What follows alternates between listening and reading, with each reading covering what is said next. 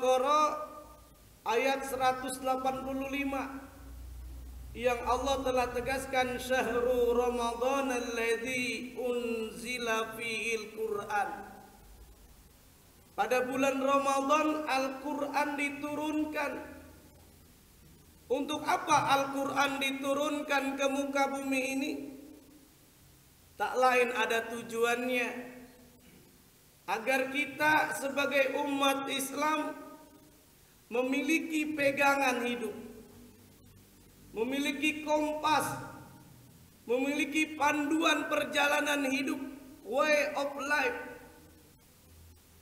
Kalau kita ilustrasikan, kita sedang mengendarakan mobil, kita belum tahu jalan-jalannya. Kalau kita tidak memiliki petunjuk arah atau kompas, kira-kira tujuannya ke Surabaya sampai enggak kira-kira? Tidak akan sampai. Apa sebabnya? Kita tidak punya petunjuk arahnya, tidak punya GPRS-nya, enggak nanya lagi. Bagaimana mungkin akan sampai kepada tujuan kita? Seorang nakhoda ingin mengarungi lautan pun juga sama.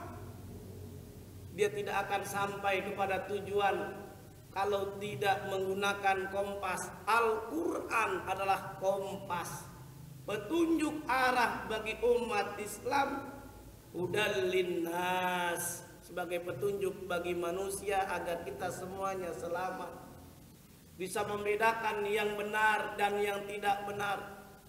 Oleh karenanya momen Ramadan yang sangat mulia ini, yuk bersama-sama.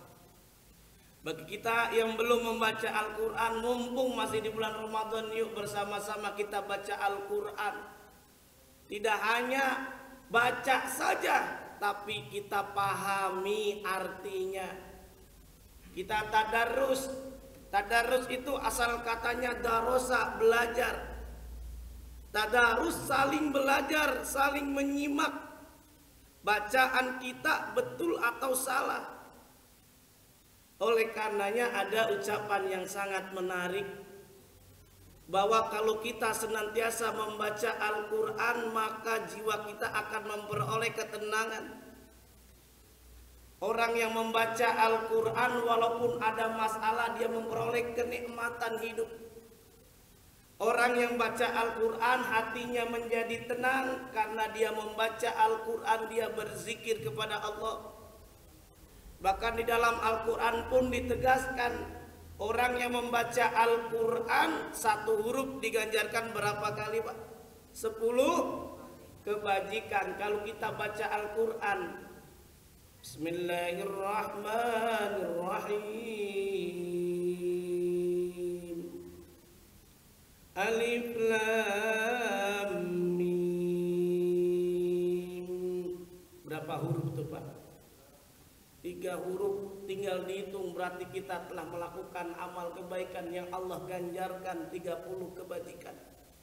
Kalau kita baca Al-Quran surah Yasin dari awal sampai akhir berapa huruf itu? Hitung sendiri dah. Yang Allah tegaskan bukan mendapatkan kepahala, tetapi memperoleh ketenangan. Makanya wahyu yang pertama kali diturunkan kepada Nabi Muhammad SAW adalah surah Al-Alaq. Iqra, bacalah. Bacalah bukan hanya membaca ilmu agama, bukan hanya membaca ilmu umum. Kalau kita baca ilmu umum, jangan lupa ada kelanjutannya.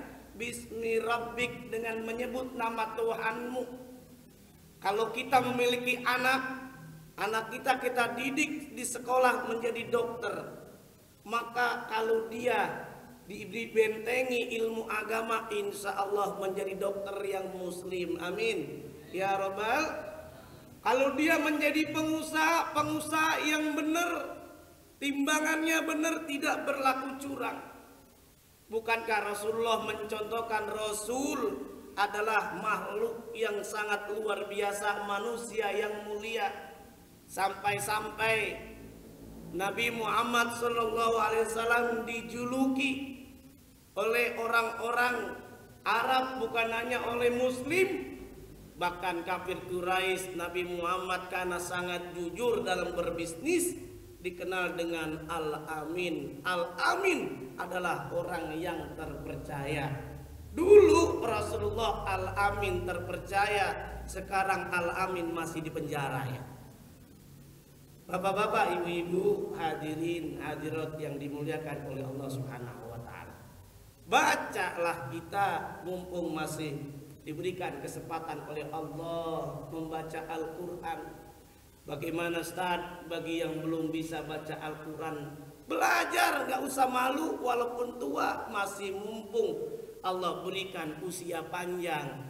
Mau metode mengeja silakan, metode ikro silakan, metode kiroati silakan. Kalau saya dulu mengeja baca Al-Quran diajarkan sama guru saya, alif kasro i ha patah i ha, jim kasro tain jin, jim domatain jun jin, dan diajarkan dieja. Kita nggak usah malu belajar ngeja, insya Allah akan bisa lama kelamaan. Mim patama tapatata lam domalu mata lu. Ada anak pengen belajar Al-Quran, minta ajarin sama ibunya, bu, ini kan bulan Ramadan, bulan yang mulia, ajarin dong bu, saya belum bisa Quran ikro. Karena lagi kesel istrinya sama suaminya, diajarin tuh anaknya, ya sini mama ajarin. Diajarin bak pataba lam domalu buah-bualu. Gak apa-apa, belajar ngeja lama-kelamaan insya Allah bisa. Kalau seandainya kita tidak pernah baca Al-Quran, tidak pernah menghafal, tidak pernah memahami artinya, itu bermasalah hadirin hadirat yang dimuliakan oleh Allah Subhanahu wa taala. Kita bisa melihat kalau orang tidak pernah baca Al-Quran, tidak pernah dia mengaji, jadi imam bingung nanti dia. Suruh baca jadi imam bingung dia. Karena hafalnya surah Al-Kafirun sama Qulhu, akhirnya ada debat di belakang anak-anak kecil, anak-anak SD.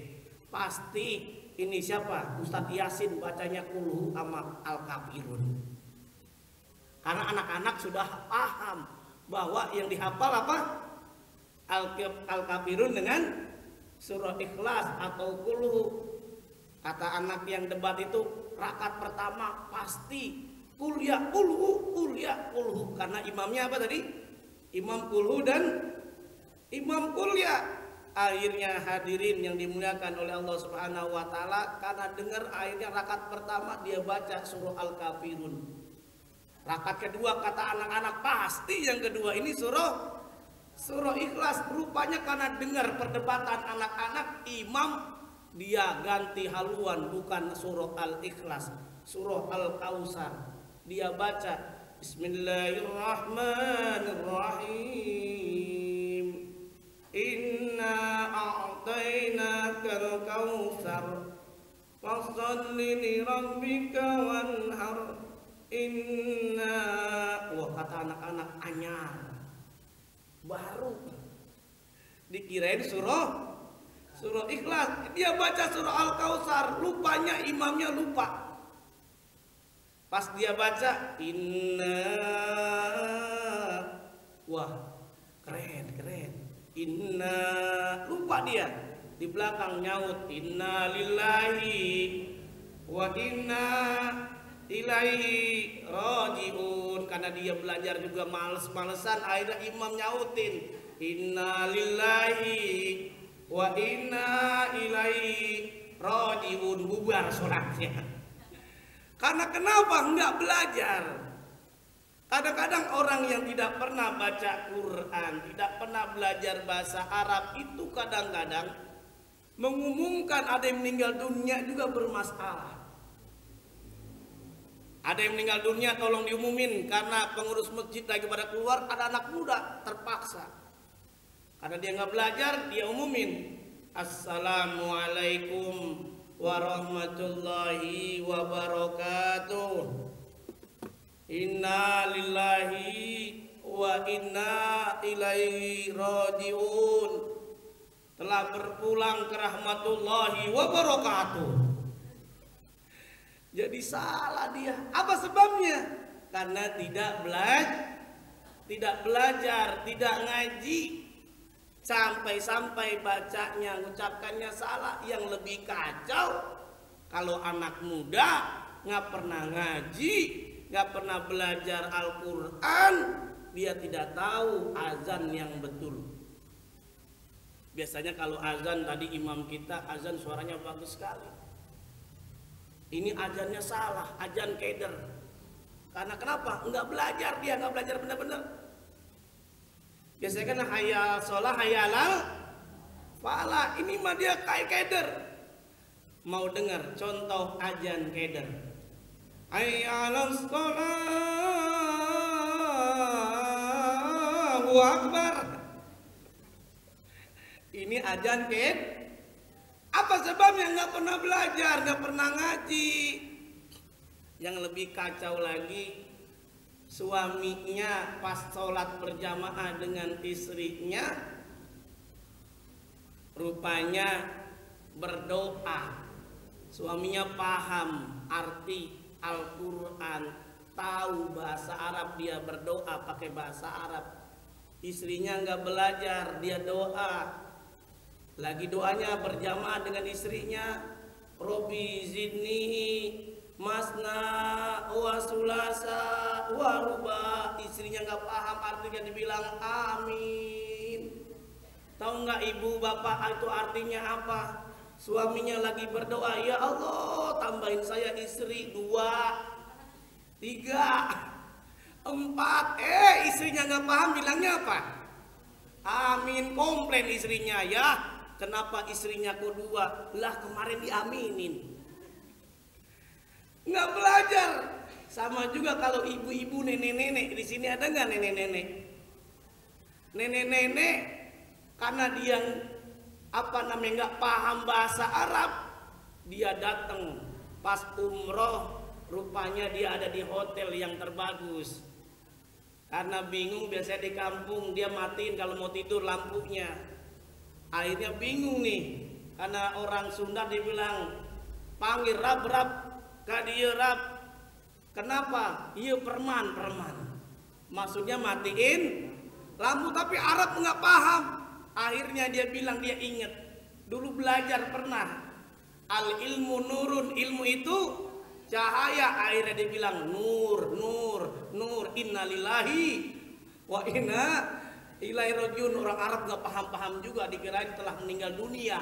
Maksudnya matiin lampu.